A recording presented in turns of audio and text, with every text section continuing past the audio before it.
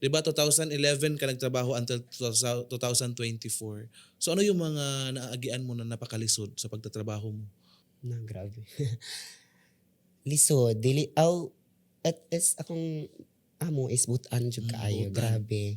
Pero may Nakuan mga adlaw talaga na naay adlaw jud nga kanang normal man gyud ang mm, makasab-an ta, mm. masayop ta, kay dapat man jud na siya sila mo ano basig nalapas na dayta Pero na aside sa ganyan man, normal lang talaga yan na masusuko talaga yung amo sa atin. normal. Pero nasulayan mo na magkasakit talaga, like magkasakit ka habang nasa amo. Yung mahuna mo Yes, talaga, sino man ang paatimanin ko, "Uy, dayon kadaghan ko naka-try ana kana mm, bitong nagsakit ka din kanang kailangan jud nimo bakod, mm, maghikay, manilhig, mm." unsa diha Kaya mauulaw murag ka man.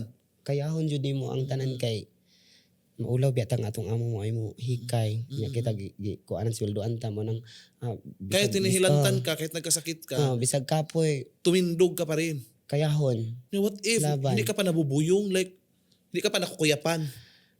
Wala pod kay anad man kog trabaho mo nang anak ko bisag kapoy, kayahon, usay mohila ko, "Ma, sus napalang mo diri na ba kay gusto ko nga magsakit bitaw nindot biya gid nga kanang atong ginikanan ay mo atiman sa Papangitain ba atoa. natin yung atiman ng ginikanan? Lahi ra ba gyud ng laing tao. Mm. Mas nindot biya jud nga ang pamilya jud na ang magkuan sa atoa, mag-atiman kana bitaw na-feel na naman ko nga, sus So isa talaga yan siya sa pinakalisod mo na agian habang nagtatrabaho ka.